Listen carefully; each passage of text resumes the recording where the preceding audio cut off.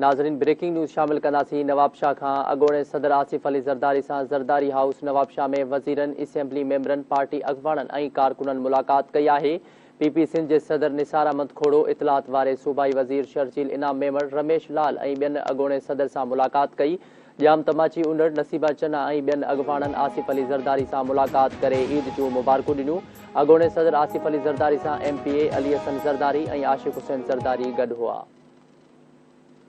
ख़बर के हवाले से नाज़रीन अवां के अपडेट कंदा हलूं। यह अहम ब्रेकिंग न्यूज़ अवां सां शेयर क्यों पिया। नवाबशाह खां अॻोणे सदर आसिफ अली ज़रदारी सां ज़रदारी हाउस नवाबशाह में वज़ीरनि, असेंबली मेंबरनि, पार्टी अॻवाननि ऐं कारकुननि मुलाक़ात कई आहे।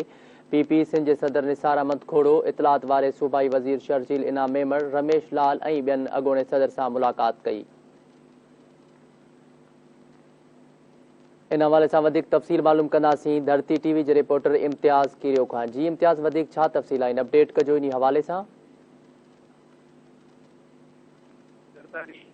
अॼु ईद वारे ॾींहुं नवाबशाह में ज़रदारी हाउस में नमाज़ अदा कई, जंहिं बाद असांखे ॿुधाईंदा हलूं त कुझु देरि पहिरियां नवाबशाह जे ज़रदारी हाउस में कारकुननि, असेंबली मेंबरनि, वज़ीरनि, मुशीरनि सां मुलाक़ात कई, जंहिंमें तव्हांखे ॿुधाईंदा हलूं पाकिस्तान पीपल्स पार्टी सिंध जो सदर निसार अहमद खोड़ो, इतलात वारो सेक्रेटरी शर्जील इनाम मेमण, रमेश लाल ऐं ॿियनि सां नवाबशाह जे जेके मोज़ीन हुया, जंहिंमें अब्दुल लज्जार, हाजी अली हसन ज़रदारी ऐं इन खां अलावा जेके हितां जा जेके कारकुन आहिनि पाकिस्तान पीपल्स पार्टी जा, उन्हनि सां मुलाक़ातूं कयूं ऐं ईद मिलिया ऐं उन्हनि खे ॿुधायो त जेको नवाबशाह में जेको आहे सो तरक़ियाती कम जेके आहिनि उहे रिकॉर्ड तरक़ियाती कम थी रहिया आहिनि ऐं उन्हनि चयो त जेको गुज़िरियल बारिशुनि में नवाबशाह में ॿोॾि आई ऐं काफ़ी माण्हुनि खे नुक़सानु थियो। उन हवाले सां नवाबशाह जो जेको मेन जेको मनसूबो हो, जेको नालो हो पाणी खां शहर खां निकाल जे लाइ,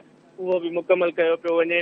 इन खां अलावा उन्हनि ॿुधायो त नवाबशाह जे जेके बि मेन इलाइक़ा आहिनि उते जेके आहिनि रोड रस्तनि जो जार विछायो पियो ऐं वधि खां वधि पाकिस्तान पीपल्स पार्टी हमेशह मदद कई आहे। जी, वॾी महिरबानी इम्तियाज़ अपडेट करण लाइ।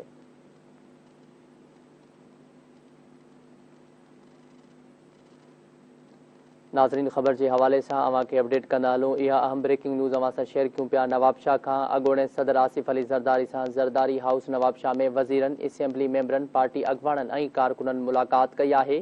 पीपी सिंध जे सदर निसार अहमद खोड़ो, इतलात वारे सूबाई वज़ीर शर्जील इनाम मेमण, रमेश लाल ऐं ॿियनि अॻोणे सदर सां मुलाक़ात कई।